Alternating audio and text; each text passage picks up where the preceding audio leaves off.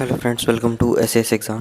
Friends, as you all know, अपने CCS CCA rules 1965 के बारे में चर्चा कर रहे हैं। राइट। तो दोस्तों, इसके अंदर अपनों ने प्रीवियस वीडियो तक रूल नंबर 11 जो है हमारा पेनल्टी से रिलेटेड जो था उस तक अपनों ने डिस्कस कर लिया था। राइट दोस्तों, रूल नंबर 11 में क्या था? पेनल्टीज़ थी सारी। पेनल्टीज़ कौन कौन सी थी?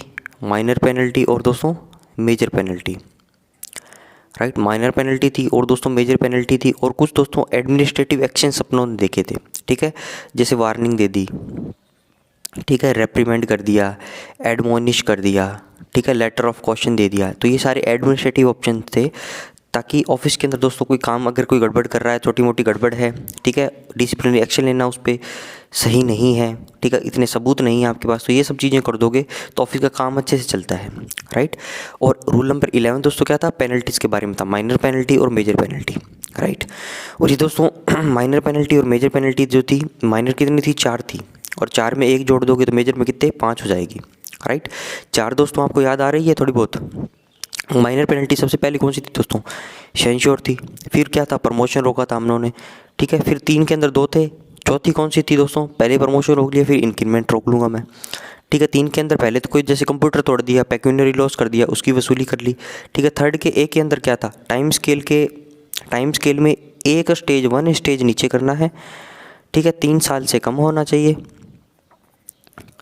ठीक है, और विदाउट क्यूमुलेटिव होना चाहिए। ठीक है, ये बातें याद आई माइनर पेनल्टी की। मेजर पेनल्टी में दोस्तों क्या था? जो 3 के ए में था उसके सेम जैसे थे। राइट। इसके अंदर दोस्तों ये कंडीशन दे दी, उसके अंदर कोई कंडीशन नहीं थी। ठीक है, ये 5 नंबर हो जाएगी।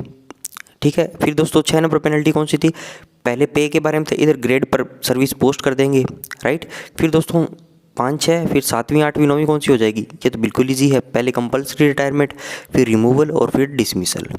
राइट। तो ये इतना कॉम्पैक्ट सी बातें आपको याद होनी चाहिए। फिर दोस्तों सेंश्योर और वार्निंग के अंदर क्या डिफरेंस होता है? राइट। सेंश्योर दोस्तों क्या है? फॉर्मल एक्शन है। ठीक है, एक इसका दोस्तों एक निश्चित फॉर्म है, एक निश्चित प्रोसीजर से क्या सेंश्योर को दिया जाता है। क्यों? क्योंकि माइनर पेनल्टी है, और माइनर पेनल्टी का दोस्तों प्रोसीजर किस में दिया है? रूल नंबर 16 के अंदर। राइट। और वार्निंग क्या है दोस्तों? इनफॉर्मल क्या है? एक प्रकार से बोल दिया कि भैया ये काम आपको नहीं करना, इनफॉर्मल तरीके से। ठीक है, अगर दोस्तों वो रिकॉर्डेड करता है तो ये वार्निंग भी कितने 2 प्रकार की हो सकती है, रिकॉर्डेड और अनरिकॉर्डेड वार्निंग। राइट। तो ये इसके अंदर अपने डिफरेंस भी देख लिया था। तो आज दोस्तों अपने रूल नंबर 12 जो है डिसिप्लिनरी अथॉरिटी, अनुशासनात्मक प्राधिकारियों पे चलेंगे। राइट। डिसिप्लिनरी अथॉरिटी दोस्तों कौन होती है? द प्रेसिडेंट में impose any of the penalty specified in rule 11 on any government servant. ठीक है दोस्तों, प्रेसिडेंट के पास पावर है कि वो जो भी पेनल्टीज रूल नंबर 11 के अंदर लिखी हुई है वो किसी भी गवर्नमेंट सर्वेंट पे क्या है दोस्तों? लगा सकते हैं। ठीक है, any of the penalties rule specified in rule 11 में be impose on a member of the central civil service by the appointing authority. ठीक है, कोई भी पेनल्टी दोस्तों रूल नंबर 11 के अंदर जो लिखी हुई है वो किस पे लग सकती है? सेंट्रल सिविल सर्विस का कोई बंदा है, और लगाएगा कौन? उस पर अपॉइंटिंग अथॉरिटी लगा सकती है। ठीक है, और the authority specified in schedule, जो शेड्यूल दोस्तों पीछे दिए हुए हैं किताब के अंदर, उसके अंदर जो शेड्यूल्स हैं उसके अंदर जो अथॉरिटी स्पेसिफाई, या any other authority empowered in the behalf by general or special order by the president, या दोस्तों प्रेसिडेंट के कोई जनरल या स्पेशल ऑर्डर के द्वारा किसी भी अथॉरिटी को एम्पावर किया गया है, वो क्या है? ये सारी क्या है? पेनल्टीज लगा सकते हैं। ठीक है, तो दोस्तों ये हुआ हमारा गवर्नमेंट सर्वेंट। ठीक है, इसने कोई कंडक्ट रूल तोड़ा। ठीक है, कंडक्ट रूल तोड़ा तो इसके ऊपर क्या है दोस्तों? डिसिप्लिनरी अथॉरिटीज़ जो है डिसिप्लिनरी एक्शंस लेंगी। ठीक है, डीए जो हैं डिसिप्लिनरी अथॉरिटीज़ जो हैं ये क्या करेगी? डिसिप्लिनरी एक्शंस लेंगी। राइट। और दोस्तों इस पे पेनल्टीज़ लगाएगी रूल नंबर 11 के हिसाब से। ठीक है, रूल नंबर 11 के हिसाब से। ये मोटी मोटी बात है। डिसिप्लिनरी अथॉरिटी डिसिप्लिनरी एक्शंस लेके गवर्नमेंट सर्वेंट ने जिसने मिसबिहेवियर किया है, कंडक्ट रूल तोड़े हैं, उस पर रूल 11 के हिसाब से क्या पेनल्टी लगाएंगे। ठीक है, 13 नंबर देखिए दोस्तों, authority to institute proceedings the president or any other authority empowered by him by general or special order में, या तो प्रेसिडेंट या कोई और अथॉरिटी उनके द्वारा क्या है दोस्तों? स्पेशल ऑर्डर या जनरल ऑर्डर के द्वारा एम्पावर की गई है, जिसको पावर दी गई है, institute proceedings against any government servants. ठीक है, तो अनुशासनात्मक दोस्तों कार्यवाही जो है प्रारंभ कर सकती है किसी भी गवर्नमेंट सर्वेंट के अगेंस्ट में। राइट, यस और नो? आगे चलिए दोस्तों, बी में देखिए दोस्तों, direct disciplinary authority to institute disciplinary proceedings against any government servant on whom that disciplinary authority is competent to impose under the rules any of the penalty specified in rule 11। ठीक है, तो दोस्तों वो authorities क्या, disciplinary authority को क्या बोल सकती हैं कि आप इंस्टीट्यूट करिए डिसिप्लिनरी प्रोसीडिंग्स, अनुशासनात्मक कार्यवाही, ठीक है, किसी भी गवर्नमेंट सर्वेंट के अगेंस्ट में, राइट, जो क्या है रूल 11 के अंदर जो पेनल्टी है उसके ऊपर लगा सकती है, right. A disciplinary authority competent under these rules to impose any of the penalty specified in clauses 1 to 4 of rule 11 में institute disciplinary proceedings against any government servant for the imposition of the penalty specified in clauses 5 to 9 of Rule 11, notwithstanding that such disciplinary authority is not competent under these rules to impose any of the latter penalties। अब इसके अंदर दोस्तों क्या बोला गया है कि disciplinary authority है वो कॉम्पिटेंट है किस चीज़ के लिए, ओनली माइनर पेनल्टी लगाने के लिए, ठीक है, वो माइनर पेनल्टी लगाने के लिए क्या है, कॉम्पिटेंट है।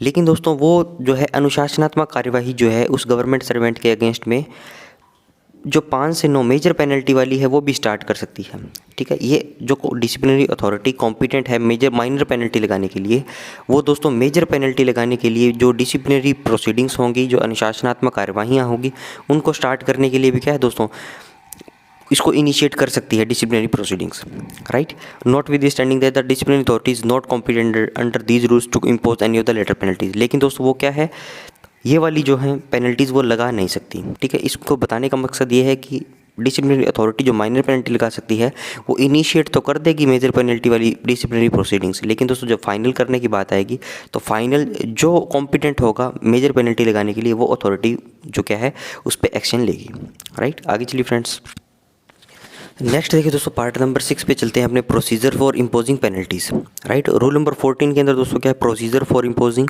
मेजर पेनल्टी के बारे में दिया गया है, ठीक है। मेजर और माइनर 2 पेनल्टी पढ़ ली अपनों ने, ठीक है। अब दोस्तों 3 चीज़ें याद रखनी है। एक तो रूल 11 के अंदर क्या है, पेनल्टीज़ दी गई हैं, ठीक है, रूल 11 के अंदर पेनल्टीज़ दी गई हैं। रूल नंबर 14 के अंदर दोस्तों प्रोसीजर है मेजर पेनल्टी का, ठीक है। और रूल नंबर 16 के अंदर क्या है, प्रोसीजर है माइनर पेनल्टी का, ठीक है। अब दोस्तों प्रीवियस ईयर के क्वेश्चन करोगे तो वो आपको बहुत ईजी लगेंगे अगर ये सवाल इस टाइप की बातें अगर आपको आती है। अब इसके अंदर और देख लो, माइनर पेनल्टी कितनी है, 4 है, मेजर पेनल्टी कितनी है, 5 है। उन सब के नाम याद कर लो, ठीक है। उनमें से पूछ लेगा 2 मेजर पेनल्टी बताओ, 2 माइनर पेनल्टी बताओ, ठीक है। तो वो चीज़ें बहुत ईजी होने वाली है आपके लिए, राइट।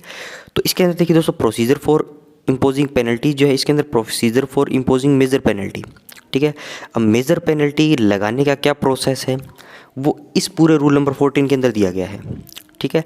और दोस्तों बहुत ही मतलब लेंथी तो क्या बोल रहे हैं, जैसे कोर्ट के अंदर जैसे सुनवाई चलती रहती है, हियरिंग्स चलती रहती है, इसके अंदर भी वही सेम प्रोसेस है, ठीक है। अपने कोई मूवी देखते हैं, कोई वेब सीरीज़ देखते हैं तो उसके अंदर कोर्ट में अपने अंदर देखा होगा कि एक इधर जज है, ठीक है, यहाँ पे कोई भी जिस पे चार्ज लगा है वो है, राइट, और इधर दोस्तों उनके दोनों के वकील हैं, राइट। तो ये क्या है, इनसे सवाल जवाब करते रहते हैं, इधर कोई विटनेस आ गया इससे सवाल जवाब करते रहते हैं, जज को बताते रहते हैं। तो इस प्रकार का दोस्तों क्या है, ये प्रोसेस है।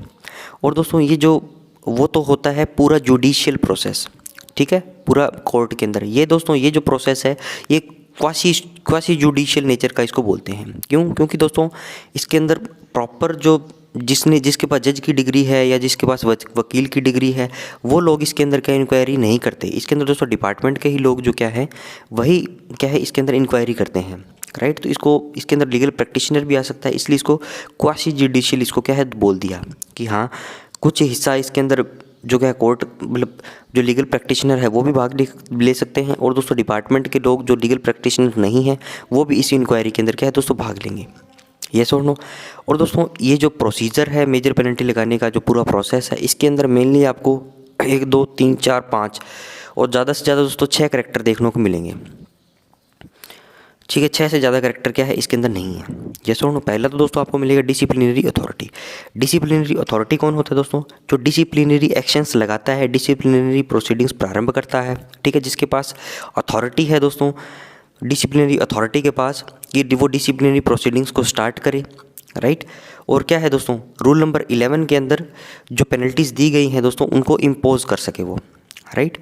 तो और डिसिप्लिनरी अथॉरिटी दोस्तों क्या है कभी कभार या जनरली अपने बिहाफ पर एक इंक्वायरी ऑफिसर को अपॉइंट करता है जो इसके बिहाफ पे काम करता है, ठीक है। और दोस्तों डिसिप्लिनरी अथॉरिटी है, एक प्रेजेंटिंग ऑफिसर भी अपॉइंट करता है, जो क्या है एक प्रकार से वकील का काम करता है, ठीक है। जो चार्ज ऑफिसर जो होता है, इसके खिलाफ जो चार्जेस लगे हैं उनको प्रूव करने का काम करेगा, ठीक है।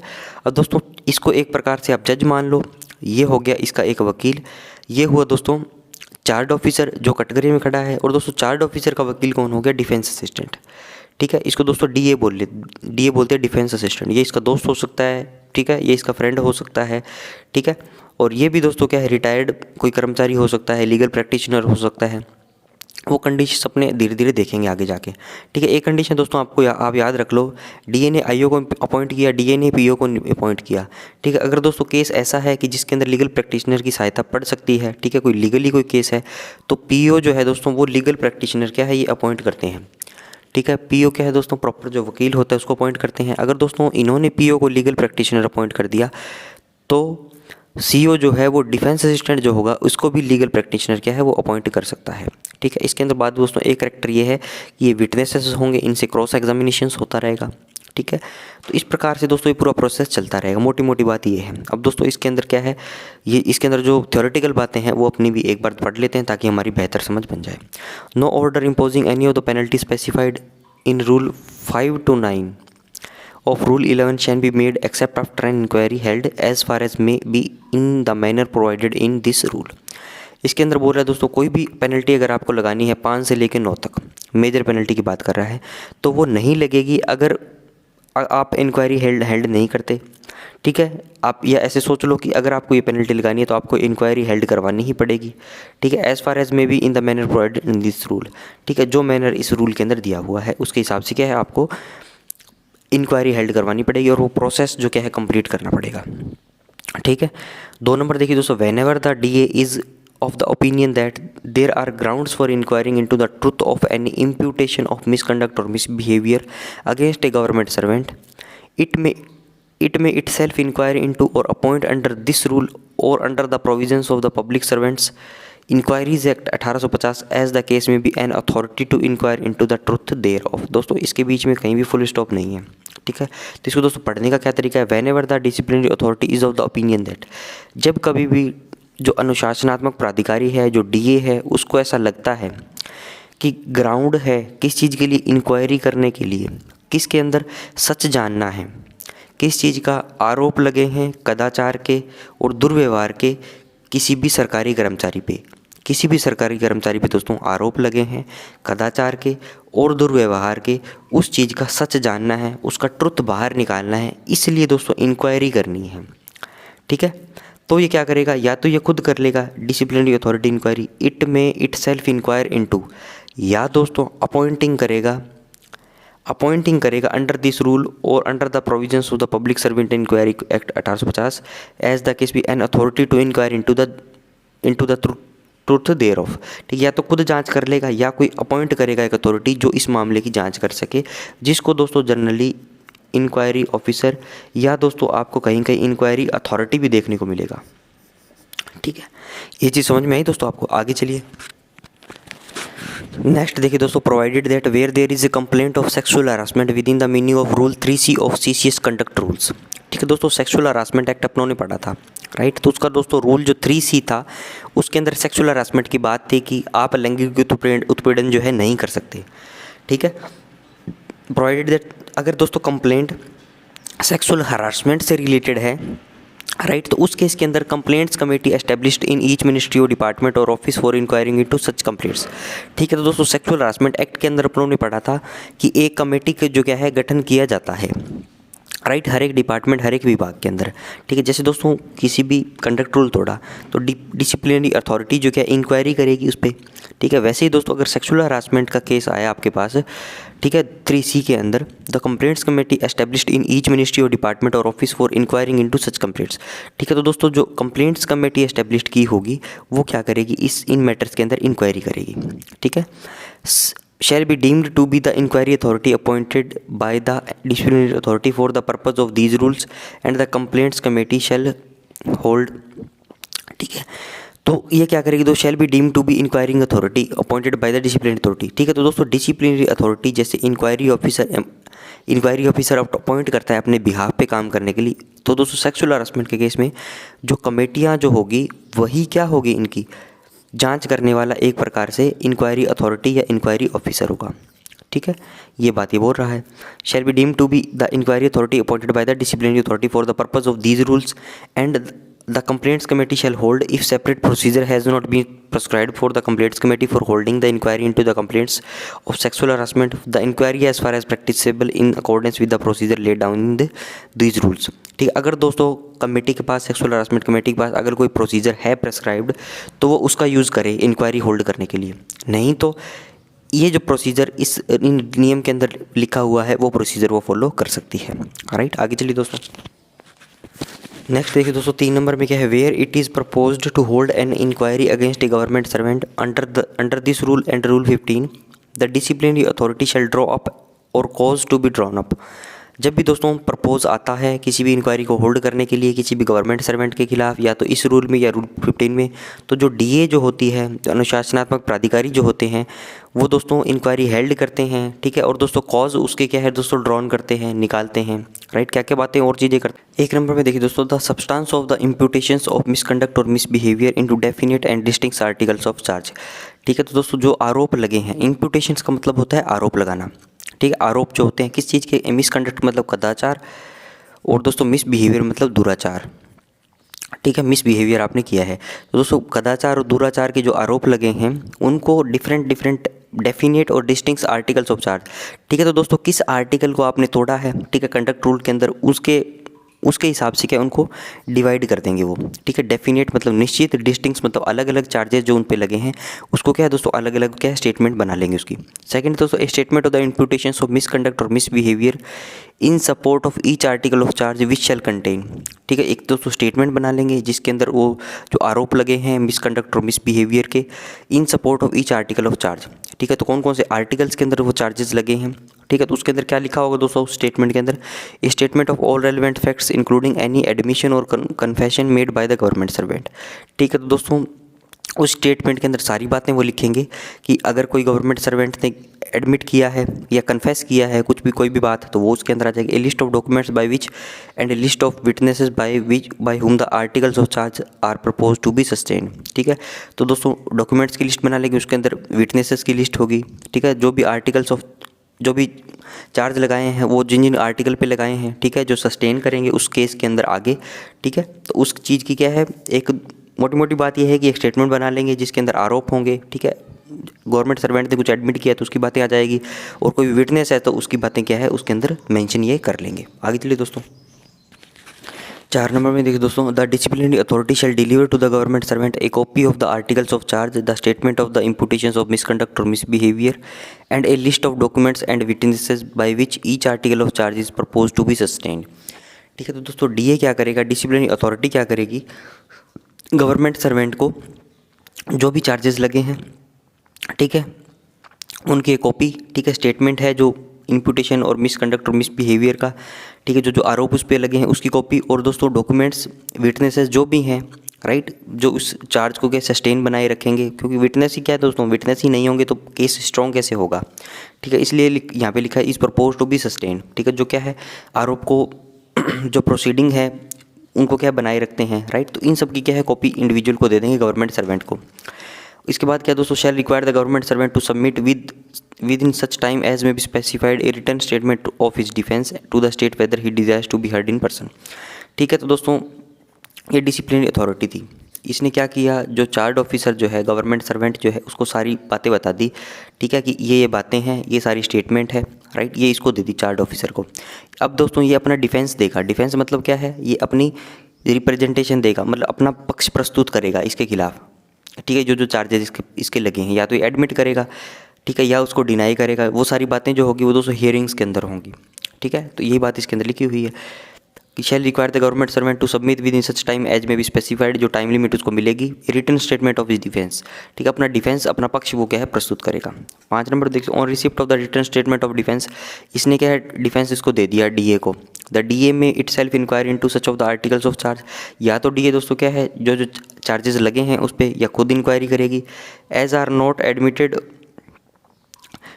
और if it is considered it necessary so to do appoint an inquiry authority for the purpose, या तो दोस्तों क्या है खुद इस पर इंक्वायरी कर लेगी, राइट, उस मैटर के अंदर, या दोस्तों क्या है एक इंक्वायरी अथॉरिटी या इंक्वायरी ऑफिसर जिसको जनरली बोला जाता है वो अपॉइंट ये करेगी फॉर द पर्पस। एंड आगे देखिए दोस्तों, पहले बोल दिया कि अगर चार्जेस जो लगे हैं अगर गवर्नमेंट सर्वेंट डिफेंस स्टेटमेंट के अंदर उनको एक्सेप्ट नहीं करता तो आगे की प्रोसीडिंग्स होंगी, ठीक है, या तो डिसिप्लिनरी अथॉरिटी उसको खुद कार्रवाई करेगी या इंक्वायरी अथॉरिटी उस पर अपॉइंट करेगी। अगला बोल रहा है दोस्तों, and where all the articles of charge has been admitted by the government servant, उसने क्या दोस्तों जो जो चार्जेस उस पर लगे थे उसने एक्सेप्ट कर लिए in his written statement of defence, ठीक है, जो उसकी डिफेंस की स्टेटमेंट थी उसमें उस हाँ कर दिया कि हाँ तेरे ऊपर ये चार्जेस थे, ये कदाचार के आरोप थे, और इंडिविजुअल ने क्या किया दोस्तों उसको एक्सेप्ट कर लिया। The DA shall records its findings on each charge after taking such evidence as it may think fit and shall act in the manner laid down in rule 15, ठीक है। तो दोस्तों डीए क्या करेगा, जो भी इसके फाइंडिंग्स थे, जो भी चार्जेस उसने लगाए थे, ठीक है, एविडेंस उस सब पे लेंगे और दोस्तों जैसा उसको सही लगेगा रूल नंबर 15 के हिसाब से क्या है वो आगे की कार्रवाई करेगा। रूल नंबर 15 के अंदर है दोस्तों action on the inquiry report, action on the inquiry report, ठीक है, action on the inquiry report, right. तो रूल नंबर 15 के हिसाब से दोस्तों जो भी इंक्वायरी की रिपोर्ट आएगी उसके हिसाब से वो एक्ट करेंगे। बी नंबर देखिए, if no written statement of defence is submitted by the government servant, पहले तो बोल दिया कि डिफेंस स्टेटमेंट उसने पॉजिटिव में दे दी, ठीक है, नेगेटिव में दे दी, दोनों बातें कर ली अपनों ने। अब बोल रहा है कि अगर कोई स्टेटमेंट देता ही नहीं है डिफेंस की तो डिसिप्लिनरी अथॉरिटी क्या करती है, itself inquiry into the articles of charge or may it think considers necessary to do so appoint an IO for the purpose, ठीक है। तो इस केस के अंदर भी क्या है दोस्तों, या तो वो खुद जांच करेगी डीए या कोई आईओ नियुक्त करेगी। सी नंबर में देखिए दोस्तों, where the DA itself inquiry into any article of charge or appoints an IO for holding an inquiry into such are it may by an order appoint a government servant or a legal protection to be known as the presiding officer to present on its behalf the case in support of the articles of charge, ठीक है। तो इसके अंदर दोस्तों क्या है presenting officer की बात है मोटी मोटी, ठीक है, या तो डीए इट सेल्फ इंक्वायर करेगी किसी भी मैटर के लिए या दोस्तों क्या है वो आईओ को नियुक्त करेगी, ठीक है। आईओ को नियुक्त उसने कर दिया, डीए ने क्या किया दोस्तों आईओ को नियुक्त कर दिया इन्फॉर्मेशन ऑफिसर को। अब दोस्तों क्या है एक वो लीगल प्रैक्टिशनर को भी क्या नियुक्त कर सकती है, ठीक है, या कोई गवर्नमेंट सर्वेंट को भी क्या है नियुक्त कर सकती है, जो क्या है पीओ प्रेजेंटिंग ऑफिसर का काम करेगा। अब दोस्तों पीओ जो क्या हो सकता है गवर्नमेंट सर्वेंट हो सकता है या दोस्तों कोई भी लीगल प्रैक्टिशनर या कोई जिसको बोलते हैं वकील हो सकता है, ठीक है, जो क्या है जो चार्जेस लगे हैं दोस्तों उनको क्या है उसके सपोर्ट में उसके बिहाफ पे काम करेगा, राइट, उनको प्रूव करने के लिए। यस और नो, आगे चलिए दोस्तों। नेक्स्ट देखिए दोस्तों 6 नंबर में क्या है। अब दोस्तों ये सारे जो प्रोसेस है ये पूरा थ्योरेटिकल पोर्शन है, ठीक है, कोई भी फैक्चुअल दोस्तों ज़्यादा बातें इसके अंदर नहीं हैं। फिर भी जो प्रीवियस ईयर के क्वेश्चंस के अंदर रूल नंबर 14 से जो सवाल पूछे गए थे वो अपने जब डिस्कस करेंगे तब क्या ये कंप्लीट हो जाएगा। एक बार आप थ्योरी के लिए इसको पढ़ लीजिए, ठीक है, ये थोड़ा सा बोरिंग भी आपको लग सकता है, राइट, इसलिए दोस्तों पेशेंस आप बनाए रखिएगा। 6 नंबर में देखिए दोस्तों, the DA shall where it is not the inquiring authority forward the inquiry authority. DA दोस्तों डिसिप्लिनरी अथॉरिटी जहाँ पे वो क्या है खुद इंक्वायरी अथॉरिटी नहीं है, ठीक है, तो वो इंक्वायरी अथॉरिटी को क्या क्या देगा, पहला number a copy of the articles of charge and the statement of the imputations of misconduct or misbehaviour, जो जो चार्जेस लगे हैं, ठीक है, जो जो कदाचार और दोस्तों दुराचार के जो आरोप हैं उन सब की स्टेटमेंट क्या है आईओ को दे देगा, ठीक है। अब डीए दोस्तों क्या सारे डॉक्यूमेंट आईओ को दे रहा है, ठीक है, मोटी मोटी बात ये है। अब इस डॉक्यूमेंट के अंदर क्या क्या होगा वो यहाँ लिखा हुआ है, ठीक है। A copy of the written statement of the defence, जो डिफेंस ने रिटन स्टेटमेंट दी है उसकी कॉपी दे देगा इसको वापस। If any submitted by the government servant, जो गवर्नमेंट सर्वेंट ने अपना डिफेंस दिया है वो इसको ट्रांसफ़र कर देगा, ठीक है। मतलब ये अपना पूरा जो केस है डिसिप्लिनरी अथॉरिटी वो आईओ को क्या है दोस्तों अपना केस दे रहा है। A copy of the statement of the witness, जो भी विटनेस हुआ, evidence proving the delivery of the documents to the government servant, ठीक है, एविडेंस होगा कि गवर्नमेंट सर्वेंट को मैंने पहले डॉक्यूमेंट दिए थे वो कुछ कागज होंगे। एक copy of the order appointing the presenting officer, ठीक है दोस्तों, जो डीए ने पीओ को अपॉइंट किया है उसकी अपॉइंटिंग लेटर भी उसको क्या दे देगा, राइट। 7 नंबर देखिए दोस्तों, the government servant shall appear in person before the IO within 10 working days from the date of the receipt by the IO of the articles of charge and the statement of imputations or misconduct or misbehaviour. तो government servant को दोस्तों क्या है, hearings के अंदर आना पड़ेगा। किसके समक्ष में? आईओ इंफॉर्मेशन ऑफिसर 10 दिन के अंदर अंदर from the date of the receipt by the IO of the articles of the charge. ठीक है, जिस दिन दोस्तों क्या है डीए ने आईओ को डॉक्यूमेंट दे दिए और इसने बोल दिया कि भैया चार्ज ऑफिसर को आ जाइएगा आप, ठीक है मेरे पास डॉक्यूमेंट आ चुके हैं, अब अपने हियरिंग स्टार्ट करेंगे, तो 10 दिन के भीतर भीतर क्या है दोस्तों, वो गवर्नमेंट सर्वेंट आईओ के समक्ष प्रस्तुत होगा। राइट, आगे चलिए दोस्तों। नेक्स्ट देखिए दोस्तों 8 के ए नंबर में क्या है, the government servant may take the assistance of any other government servant posted in any office either at his headquarter or at the place where the inquiry is held to present the case on his behalf. ठीक है, तो दोस्तों government servant भी क्या है, assistance ले सकता है, किनकी? एनी अदर गवर्नमेंट सर्वेंट की। ठीक है, कोई भी सरकारी कर्मचारी की जो पोस्टेड इन एनी ऑफिस, जो किसी भी ऑफिस के अंदर हो, इधर एट हिज हेडक्वार्टर, जहाँ पे उसके हेडक्वार्टर के अंदर कोई है मान लो जहाँ पे वो काम कर रहा है, या कोई दोस्तों at the place where the inquiry is held, जहाँ पे या कोई उस प्लेस पे जहाँ पे क्या इंक्वायरी हेल्ड की जा रही है, to present the case on his behalf. ठीक है, उसके बिहाफ पे क्या केस को प्रेजेंट करने के लिए। But may not engage a legal practitioner for the purpose. दोस्तों वकील को नियुक्त नहीं कर सकता unless the presenting officer appointed by the DA is a legal practitioner. अगर दोस्तों पीओ लीगल प्रैक्टिशनर नहीं है, प्रेजेंटिंग ऑफिसर लीगल प्रैक्टिशनर नहीं है, पीओ दोस्तों जो कि डीए अपॉइंट करती है, पीओ दोस्तों जो कि डीए अपॉइंट करती है, अगर वो वकील नहीं है तो ये भी वकील को नियुक्त नहीं करेगा एज ए डिफेंस असिस्टेंट। और the DA having regard to the circumstances of the case so permits. ठीक है, या दोस्तों डीए उसको केस के हिसाब से, अगर केस के हालातों को देख के अगर उसको परमिट करती है तो वो कर सकती है। नोट देखिए, the government servant shall not take the assistance of any other government servant who has 3 pending disciplinary cases on hand in which he has to give assistance. ठीक है दोस्तों, ये हुआ डीए। ठीक है, इसने नियुक्त कर दिया किसको? आईओ को। राइट, इंक्वायरी अथॉरिटी दोस्तों किस पे है? इधर है चार्ज ऑफिसर, इधर कौन है दोस्तों? प्रेजेंटिंग ऑफिसर, इधर कौन है दोस्तों? Defence assistant. अब दोस्तों ये डिफेंस असिस्टेंट अगर कोई भी गवर्नमेंट सर्वेंट है, ठीक है, और इसके पास क्या 3 केस है ऑलरेडी, इसने अपने हाथ में 3 केस ले रखे हैं कि 3 जगह मैं क्या है डिफेंस असिस्टेंट के लिए रूप में काम कर रहा हूँ। ठीक है, तो ये क्या है, चौथे केस के अंदर इसको नहीं ले सकता। The government servant shall not take the assistant of any other government servant who has 3 pending disciplinary cases on his hand in which he has to give assistance. ठीक है, तो दोस्तों 3 केसेस के अंदर ऑलरेडी ये डिफेंस असिस्टेंट काम कर रहा है, तो जो चार्ज ऑफिसर जो है, जो गवर्नमेंट सर्वेंट है, इसको एज ए अपना डिफेंस असिस्टेंट नहीं बना सकता। ठीक है, दूसरा दोस्तों, the government servant may also take the assistance of a retired government servant to present the case on his behalf. अब दोस्तों 3 प्रकार के डिफेंस असिस्टेंट्स हो सकते हैं। ठीक है, ये चार्ज ऑफिसर था, इधर पीओ था, इधर दोस्तों आईओ है और सबसे ऊपर डीए है। अब दोस्तों ये चार्ट आप याद रखोगे तो कभी नहीं भूलोगे एग्जाम के अंदर। ठीक है, ये आपस में ऐसे लड़ने वाले हैं, यहाँ पे कहीं पे विटनेस हो सकते हैं दोनों पार्टियों के। ठीक है, अब दोस्तों डिफेंस असिस्टेंट होगा ये तो या तो गवर्नमेंट सर्वेंट होगा। ठीक है, और इसके पास लेस 3 केस से, ऐसे याद रख लो, 3 केस से ज़्यादा, 3 केस पेंडिंग है उसके हाथ में, तो ऐसे बोल दो इसको, 3 केस पेंडिंग है तो 4th में वो असिस्टेंस नहीं करेगा, असिस्टेंस नहीं करेगा। ठीक है, 3 केस पेंडिंग है उसके हाथ में तो चौथे के अंदर असिस्टेंस वो नहीं करेगा। दूसरा दोस्तों क्या है, लीगल प्रैक्टिशनर हो सकता है, वकील हो सकता है अगर ये लीगल प्रैक्टिशनर हो। तीसरी बात दोस्तों, किसी भी रिटायर्ड गवर्नमेंट सर्वेंट को क्या है, रिटायर्ड गवर्नमेंट सर्वेंट की क्या है, ये असिस्टेंस ले सकता है as a defence assistant charge officer. Right, DA कितने हैं? 3 हो सकते हैं, यस और नो। आगे चलिए फ्रेंड्स, आगे देखिए दोस्तों 9 नंबर में, if the government servant who has not admitted any of the articles of charge in his written statement of defence. ठीक है, अगर दोस्तों सरकारी कर्मचारी ने कोई भी जो उस पे ऊपर चार्जेस जो लगे थे, ठीक है, जो मिसकंडक्ट के उस पे चार्जेस जो लगे थे, who has not admitted any of the articles of charge in his written statement of defence, तो उसने दोस्तों जो डिफेंस की अपनी रिटन स्टेटमेंट दी है उसके अंदर एक भी चार्ज को क्या है दोस्तों इसने एक्सेप्ट नहीं किया। ठीक है, or has not submitted any statement of defence, or has not submitted any written statement of defence appears before inquiring authority. ठीक है, तो दोस्तों कोई भी उसने क्या है डिफेंस का कोई भी या तो स्टेटमेंट नहीं दिया इंक्वायरिंग अथॉरिटी के समक्ष। Government servant who has not admitted any of the articles of charge in his written statement of defence or has not submitted any written statement of defence, या तो जो चार्जेस जिस पे लगाए गए हैं, ठीक है, उसने उसको एक्सेप्ट नहीं किया, एडमिट नहीं किया।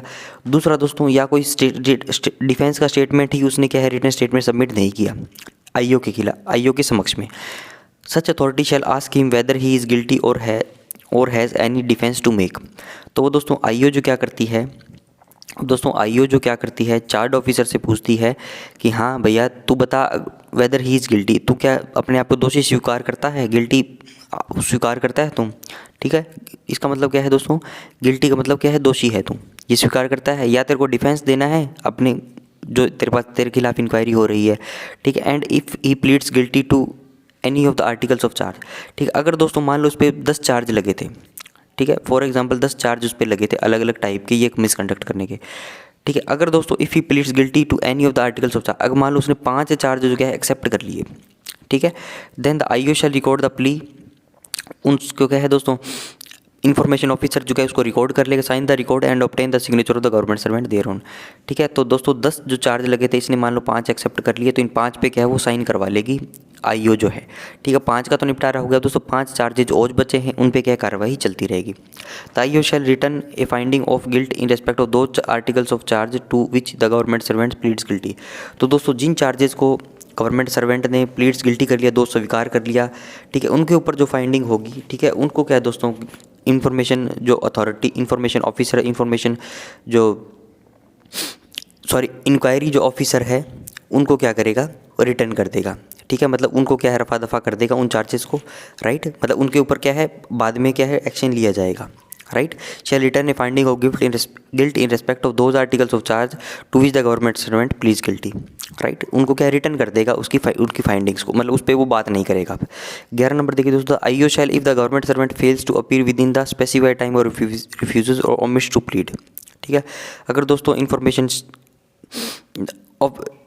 इंक्वायरी जो ऑफिसर है, बार बार इन्फॉर्मेशन ऑफिसर आ रहा है सूचना आरटीआई एक्ट वाला। ठीक है, अगर दोस्तों द इंक्वायरी ऑफिसर जो है, इंक्वायरी अथॉरिटी जो है, अगर गवर्नमेंट सर्वेंट फेल हो जाता है उसके समक्ष आने में जो उसको टाइम दिया था, ठीक है, या दोस्तों ओमिट्स टू प्लीड, दोस्त स्वीकार वो नहीं करता, उससे मना कर देता है, तो IO shall require the PO to produce the evidence by which he proposes to prove the articles of charge and shall adjourn the case to a later date not exceeding 30 days.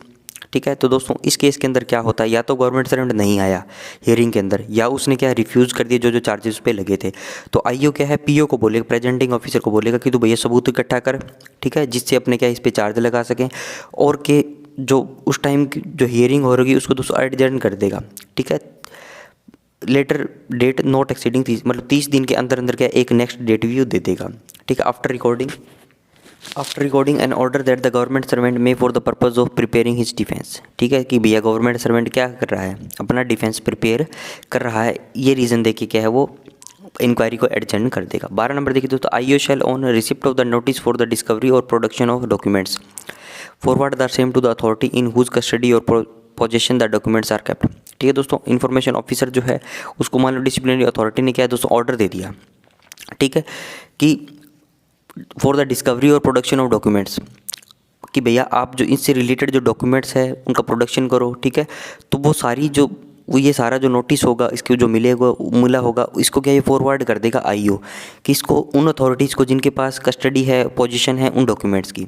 ठीक है, मान लो कोई government servant है दोस्तों, इसके पे corruption पे charge लगे हैं, तो इसने जहाँ पे करप्शन किया तो उससे सपोर्टिंग कुछ डॉक्यूमेंट तो होंगे इसके ऑफिस के अंदर। ठीक है, तो जैसे आईओ के पास ये नोटिस मिला उसको कि हाँ डॉक्यूमेंट्स आप प्रोड्यूस करिए। ठीक है, ये सारा दोस्तों जिन अथॉरिटी के पास वो जिनकी कस्टडी के अंदर वो डॉक्यूमेंट्स है उनको ये लेटर फॉरवर्ड कर देगा with the requisition for the production of the documents by such date as may be specified in such requisition. ठीक है, तो दोस्तों वो जो रिक्वेजिशन देगा, ठीक है, उसके अंदर वो डेट भी मेंशन कर देगा कि हाँ इस फला डेट तक क्या है आपको ये सारे डॉक्यूमेंट्स जो हैं, सपोर्टिंग डॉक्यूमेंट्स जो हैं जो आपके पास है इनको सबमिट करना है। और receipt of the requisition every authority having the custody or possession of the requisition document shall produce the same before IO. ठीक है, जब दोस्तों जिस तारीख को ये नोटिस इनको मिल जाएगा, जिन अथॉरिटी के पास डॉक्यूमेंट थे वो सारे क्या है आईओ के समक्ष जाके उन डॉक्यूमेंट्स को प्रोड्यूस कर देंगे, राइट। 14 नंबर देखिए दोस्तों, on the date fixed for the inquiry the oral and documentary evidence by which the articles of charge are proposed to be proved shall be produced by or on behalf of the DA. ठीक है दोस्तों, जो भी date fix हुई होगी inquiry के लिए, ठीक है, द ओरल और डॉक्यूमेंट्री एविडेंस, या तो दोस्तों मौखिक रूप से या कोई कागज पत्री में कोई भी सबूत होंगे, by which the articles of charge are propose to be proved, जिनके बिहाफ पे क्या है जो चार्जेस जो लगे हैं इंडिविजुअल उसको प्रूव किया जा सकता होगा, शैल बी प्रोड्यूस्ड बाय और on behalf of the DA. ठीक है, तो डीए के बिहाफ पे दोस्तों क्या है उसको प्रोड्यूस करा जाता है। ठीक है, तो कुल मिला के बात यह है दोस्तों, इंक्वायरी चल रही होगी तो उसके अंदर सबूत वगैरह डॉक्यूमेंट्स वगैरह तो पेश होंगे ही। ठीक है, तो कोई इतनी बात ज़्यादा इंपॉर्टेंट बातें ये नहीं है। आगे चलिए दोस्तों, नेक्स्ट देखिए दोस्तों, witness examined bye presenting officer. तो भी दोस्तों विटनेस आएंगे, जो भी डॉक्यूमेंट्स आएंगे, मौखिक कोई एविडेंस देने आएगा, ठीक है, तो एग्जामिन कौन करेगा? प्रेजेंटिंग ऑफिसर करेगा। डिफेंस असिस्टेंट भी उसको क्या है, क्रॉस एग्जामिनेशन करेगा। आईओ भी विटनेस है, सवाल पूछेंगे। 15 नंबर में if it shall appear necessary before the close of the case on behalf of the DA. ठीक है, अगर दोस्तों केस क्या क्लोज होने वाला है ऐसा लग रहा है तो आईओ क्या कर सकता है दोस्तों, इन्फॉर्मेशन ऑफिसर में अलाउ पीओ प्रेजेंटिंग ऑफिसर को कि प्रोड्यूस कर दे भैया एविडेंस जो पहले लिस्ट बनी थी दोस्तों उसके अंदर इंक्लूड नहीं थे, given to the government servant.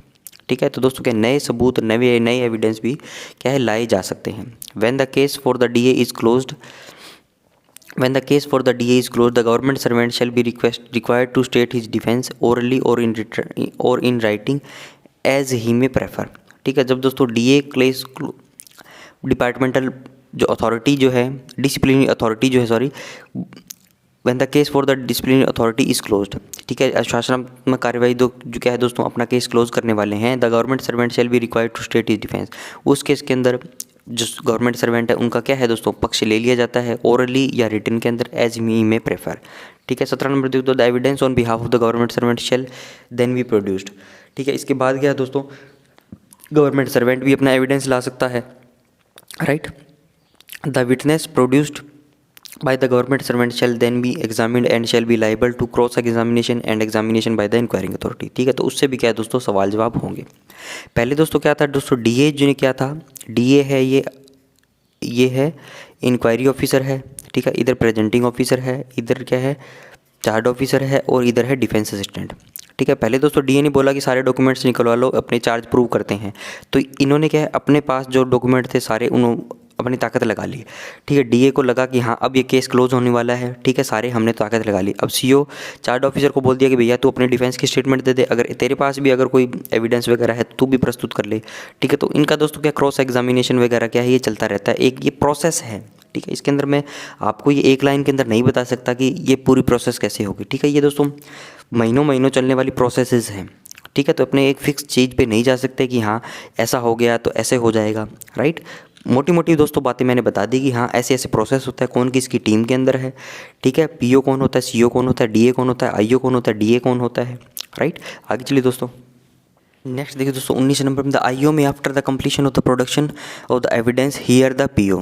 IO क्या करता है दोस्तों, सारे डॉक्यूमेंट्स एविडेंस प्रोड्यूस हो गए तो क्या है वो प्रेजेंटिंग ऑफिसर को हियर करेगा। अगर दोस्तों डीए माइनर पेनल्टी लगाने की पावर रखती है, ठीक है, अगर दोस्तों डिसिप्लिनरी अथॉरिटी जो है माइनर पेनल्टी लगाने की पावर रखती है, लेकिन इंक्वायरी में पता चला मेजर पेनल्टी लगानी है, तो जो डिसिप्लिनरी अथॉरिटी जो होगी, अनुशासनात्मक प्राधिकारी जो होंगे, shall forward the records of the inquiry to such disciplinary authority as it competent to impose major penalty. ठीक है, तो दोस्तों वो क्या है जो मेजर पेनल्टी लगाने वाली कॉम्पिटेंट अथॉरिटी होगी उनको क्या है सारा केस सारे रिकॉर्ड जो है ट्रांसफ़र कर देगी। 23 का एक देखिए दोस्तों, after the conclusion of the inquiry a report shall be prepared and it shall contains. ठीक है, सारी दोस्तों इंक्वायरी हो जाएगी, कंक्लूजन आ जाएगा, फिर क्या एक रिपोर्ट तैयार की जाएगी। उसके अंदर क्या होगा, articles of charge and the statement of the imputations and misconduct behaviour. ठीक है, सारे जो आर्टिकल्स जो चार्जेस लगे होंगे, जो कदाचार था, दुराचार था, उसके जो स्टेटमेंट्स होंगे, आरोप जो होंगे वो होंगे। Defence of the government servant in respect of each article charge, जो चार्जेस लगे हैं उसके लिए डिफेंस गवर्नमेंट सर्वेंट ने क्या रखा, अपना पक्ष क्या दिया। Assessment of the evidence in respect of each article of charge. ठीक है, तो दोस्तों जो एविडेंस आए थे उनका कैसे असेसमेंट किया गया सारे चार्जेस के अंदर। ठीक है, the findings on each article of charge and the reasons thereof. ठीक है, तो जो फाइंडिंग्स दोस्तों डिपार्टमेंटल अथॉरिटी को, इंक्वायरी ऑफिसर को, प्रेजेंटिंग ऑफिसर को सारी चीज़ें मिली है वो सारी एक फाइल के अंदर तैयार करके क्या है दोस्तों वो रख ली जाएगी। उसको क्या बोला जाएगा, इंक्वायरी रिपोर्ट। ठीक है, अब दोस्तों ये क्या हुई, इंक्वायरी रिपोर्ट तैयार हो गई इंक्वायरी के बाद। ठीक है, अब दोस्तों नेक्स्ट जो आर्टिकल है इसके अंदर 15 के अंदर, उसके अंदर है action on the inquiry report, वो अपने नेक्स्ट वीडियो के अंदर डिस्कस करेंगे। तो आज का वीडियो दोस्तों यहीं पे रैप अप करता हूँ। आज का वीडियो दोस्तों थोड़ा सा थ्योरेटिकल ज़्यादा था। ठीक है, तो फिर भी हमें एक बार से चीज़ें कंप्लीट करनी है, तो इसके बारे में थोड़ी जानकारी अपने ने ले ली, राइट। तो नेक्स्ट वीडियो के अंदर दोस्तों आर्टिकल नंबर 15 से लेके 100 ऑन अपने डिस्कस करेंगे। आज का वीडियो दोस्तों यहीं पे रख पड़ता हूँ। वीडियो को लाइक करिएगा, कमेंट दोस्तों जरूर से करा करो, दोस्तों के साथ शेयर किया करो। Thanks for watching, have a nice day.